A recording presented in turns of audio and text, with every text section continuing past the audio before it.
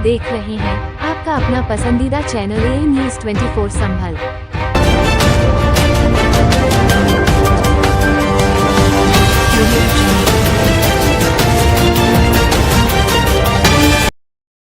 शनिचर को चांद नजर आया। अब इतवार से रमजान शुरू। रमजान में मुसलमान अल्लाह की इबादत और नेकी के काम करते हैं। माह रमजान इस्लाम के पाक महीने में से है, जो शाबान के बाद आता है। रमजान का इंतजार मुसलमानों को साल भर रहता है। शनिचर को शाम होते ही लोग चांद के दीदार के लिए छतों पर और ऊंची जगहों पर पहुंच गए, क्योंकि चांद का दीदार होते ही पाक महीने रमजान की शुरुआत होती है और रोजेदार रोजे की शुरुआत करते हैं। अब माह रमजान का सफ़र शनिवार को तरावी की नमाज के साथ शुरू हुआ। हजरत मोहम्मद सल्लल्लाहु अलैहि वसल्लम ने फरमाया, रमजान सब्र का महीना है, यानी रोज़ा रखने में कुछ तकलीफ हो तो इसे बर्दाश्त करें। फिर आपने कहा कि रमजान गम बांटने का महीना है, यानी गरीबों के साथ अच्छा व्यवहार किया जाए। अगर 10 चीज़ें अपने रोज़ा इफ्तार के लिए लाए हैं तो 2-4 गरीबों के लिए भी लाएं। असल तो ये है कि अपने से अच्छा गरीबों के लिए न ला पाएं तो कम से कम अपने जैसा ही ले पाएं। अपने इफ्तार व सहर के खाने में गरीबों का भी ध्यान रखें। अगर आपका पड़ोसी गरीब है तो उसका खास तौर पर ध्यान रखें कि कहीं ऐसा न हो कि हम तो खूब पेट भरकर खा रहे हैं और हमारा पड़ोसी थोड़ा खाकर सो रहा है। इस्लाम में रमज़ान के रोज़ों का खास मुकाम है। इसे अल्लाह ने हर तंदुरुस्त मर्द व औरत पर फ़र्ज किया है। रमज़ान के दिनों में की गई अल्लाह की इबादत का बदला अल्लाह एक के बदले 70 गुना देता है। यानी अगर तुम एक नेकी करोगे तो तुम्हें 70 नेकियां करने का सवाब मिलेगा। साथ ही अगर एक बार अल्लाह की इबादत करोगे तो 70 बार अल्लाह की इबादत करने का सवाब मिलेगा। अल्लाह अपने बंदों पर रमज़ान के दिनों में थोड़े से अच्छे काम कर लेने पर भी बड़ा सवाब देने का वादा कर रहा है, लेकिन उसकी शर्त है कि लोगों को अच्छे काम और उसकी इबादत करने पर यह सवाब दिया जाएगा। अल्लाह चाहता है कि उसका बंदा इस तरह ज़िंदगी गुजारना सीख जाए जिसके बाद रमज़ान के बाद की ज़िंदगी में भी वह सही रास्ते पर चले। रमज़ान को नेकियों का महीना भी कहा जाता है, इसलिए भी इस्लाम को मानने वाले अपनी अपनी हैसियत के मुताबिक रमज़ान के पाक महीने में गरीबों व ज़रूरतमंदों को ज़कात, सदका, फितरा, खैरात, गरीबों की मदद, दोस्त अहबाब में जो ज़रूरतमंद हैं उनकी मदद करना ज़रूरी मानते हैं। वैसे तो एक दिन में 5 बार नमाज पढ़ना हर मुसलमान मर्द व औरत पर फ़र्ज़ है, लेकिन इन नमाजों के अलावा रमज़ान की रातों में एक खास नमाज पढ़ी जाती है जिसे तारावीह कहा जाता है, जो हर मस्जिद में हर रोज़ेदार अदा करता है।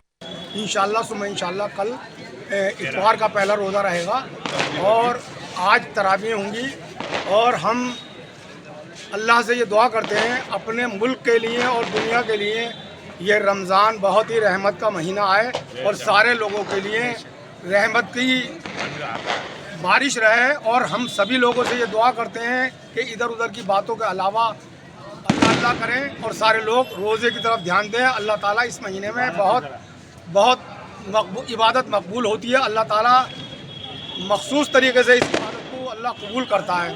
तो मैं तो यही कहूँगा सारे लोगों से कि जितनी भी इबादत हो सकती है इतनी इबादत करें और अल्लाह से अपनी खैरियत की, अपने मुल्क की खैरियत के लिए, अपने कारोबार के लिए, अपनी मग़फ़िरत के लिए दुआ करें। जी मुबारकबाद। मुबारक हो आपको, चाँद मुबारक हो सबको और रमज़ान मुबारक हो। माशाअल्लाह कहना चाहेंगे किस तरह से रमज़ान गुजारे? बिस्मिल्लाहिर्रहमानिर्रहीम। रमज़ानुल मुबारक का चाँद नज़र आ गया है और रमज़ानुल मुबारक का ये वो महीना है जिसका नबी सल्लल्लाहु अलैहि वसल्लम बड़ी शिद्दत से इंतज़ार फरमाया करते थे। और रमज़ान का महीना वो महीना है जिसको अल्लाह तबारक व तआला ने अपना महीना बतलाया है। और रमज़ान की आमद से क़ब्ल अल्लाह के रसूल सल्लल्लाहु अलैहि वसल्लम ने एक ख़ुतबा दिया जिसमें आपने रमज़ान की अहमियत और फ़जीलत बयान फरमाई। उन्हीं में से एक ये है कि ये सब्र का महीना है, गमखारी का महीना है और इस महीने में अल्लाह तबारक व तआला हर इबादत के सवाब को बढ़ा देते हैं। फ़राइज़ का सवाब 70 फ़राइज़ के बराबर और नवाफिल का सवाब फ़राइज़ के बराबर फरमा देते हैं। بہرحال یہ مہینہ بڑی ہی برکت اور فضیلتوں والا مہینہ ہے. ہمیں چاہیے کہ اس مہینے کو ہم اللہ رب العزت کی مرضی کے مطابق گزاریں اور کوئی ایسا کام نہ کریں جس سے اللہ تبارک و تعالی ناراض ہو. اس مہینے میں چند چیزوں کا اہتمام کریں. سب سے پہلے اخلاص کے ساتھ اللہ تبارک و تعالی کی عبادت کریں، یعنی اپنی نیتوں کو درست کر لیں. جو بھی ہم عبادت کریں صرف اور صرف اللہ کی رضا کے لیے کریں. نمبر 2، ہم اس مہینے میں توبہ اور استغفار کریں، یعنی اپنے اللہ کے سامنے روئیں، گڑ گڑائیں اور یہ عزم مصمم کریں کہ اللہ اب تک جو گناہ ہو گئے سو ہو گئے، لیکن آئندہ انشاءاللہ ہم سے کوئی گناہ نہیں ہوگا.